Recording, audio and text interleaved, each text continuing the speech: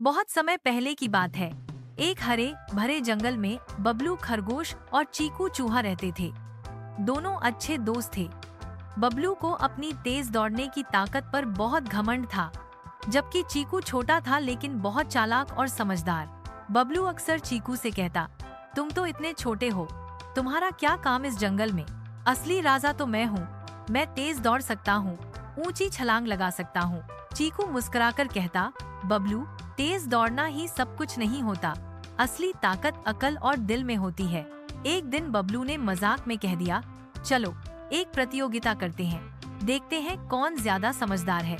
चीकू ने कहा, ठीक है, पर शर्त ये है कि मुकाबला ताकत का नहीं, समझदारी का होगा।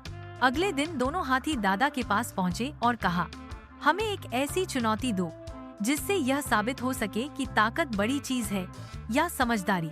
हाथी दादा मुस्कुराए और बोले, पास के खेत में एक पुराना मटका रखा है जिसमें ढेर सारा अनाज है, लेकिन मटका बहुत छोटा और गला संकरा है।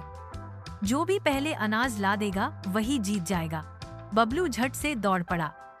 उसकी रफ्तार इतनी तेज थी कि पलक झपकते ही वो खेत में पहुंच गया। वहां उसने देखा कि मटका सच में बहुत छोटा था। उसने अंदर झांका, अनाज दिखा। वह खुद ही अंदर घुस गया, लेकिन उसका शरीर मटके में फंस गया।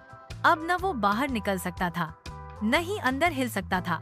वह जोर जोर से चिल्लाने लगा, बचाओ, कोई है उधर। चीकू आराम से लेकिन सोचते हुए मटके के पास पहुंचा।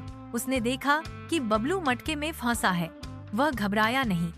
उसने पास की लकड़ी उठाई और धीरे धीरे मटका एक तरफ झुकाया। फिर उसने एक पत्थर से मटका हल्के से तोड़ा और बबलू को बाहर निकाला। बबलू बाहर आते ही बहुत शर्मिंदा हुआ। वह चुपचाप बैठ गया और कुछ नहीं बोला। चीकू ने मटके से कुछ अनाज उठाया और हाथी दादा के पास पहुंचा। हाथी दादा ने पूरी बात सुनी और मुस्कुराते हुए बोले, आज ये साफ हो गया कि सिर्फ ताकत नहीं, बुद्धि और समझदारी भी जरूरी है। बबलू ने चीकू से माफी मांगी और बोला, तुमने मेरी मदद की, जबकि मैं हमेशा घमंड करता था।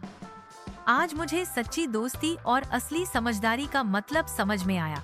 उस दिन के बाद से बबलू और चीकू दोनों सबसे अच्छे दोस्त बन गए। बबलू ने घमंड छोड़ दिया और चीकू की तरह शांत और समझदार बनने की कोशिश करने लगा।